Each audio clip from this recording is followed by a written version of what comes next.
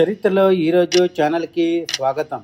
1925 సంవత్సరం మార్చి 10వ తేదీ భారతదేశ రాజకీయ చరిత్రలో ఒక ముఖ్యమైన ఘట్టం చోటు చేసుకుంది.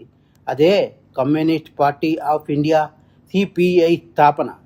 కార్మికులు, రైతులు మరియు సామాన్య ప్రజల హక్కుల కోసం పోరాడే రాజకీయ ఉద్యమంగా ఈ పార్టీ ఏర్పడింది. 1920ల సంవత్సరంలో ప్రపంచవ్యాప్తంగా కమ్యూనిస్టు భావజాలం ప్రభావం పెరుగుతుంది. ముఖ్యంగా రష్యాలో జరిగిన బోల్షివిక్ విప్లవం తరువాత సామ్యవాద సిద్ధాంతాలు అనేక దేశాల్లో వ్యాప్తి చెందాయి.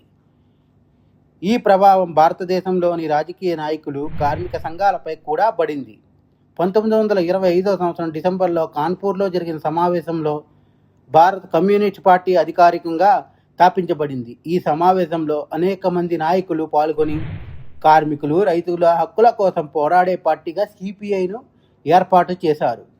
దీని యొక్క లక్ష్యాలు ఏమిటంటే, భారత కమ్యూనిస్ట్ పార్టీ ప్రధానంగా కార్మికుల హక్కుల పరిరక్షణ, రైతుల సమస్యల పరిష్కారం, సామాజిక సమానత్వం, శ్రమజీవుల సంక్షేమం వంటి లక్ష్యాలతో పనిచేయడం ప్రారంభించింది.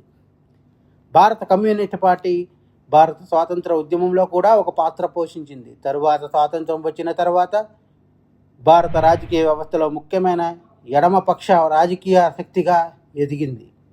1925 సంవత్సరంలో స్థాపించబడిన భారతీయ కమ్యూనిస్ట్ పార్టీ సిపిఐ భారతదేశ రాజకీయ చరిత్రలో ఒక ప్రత్యేకమైన స్థానం సంపాదించింది.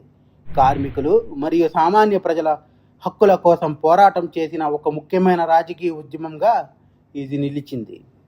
1925 సంవత్సరంలో ప్రారంభమైన ఈ పార్టీ భారతదేశ రాజకీయాల్లో ఎడమపక్ష భావజాలానికి పునాది వేసింది. మా కంటెంట్ మీకు నచ్చినట్లయితే లైక్ చేయండి, షేర్ చేయండి, సబ్స్క్రైబ్ చేయండి. మా ఛానల్ యొక్క నోటిఫికేషన్ మీ వరకు అందాలంటే కింద కనబడుతున్న బెల్ ఐకాన్ని ట్యాప్ చేయండి. Thank you.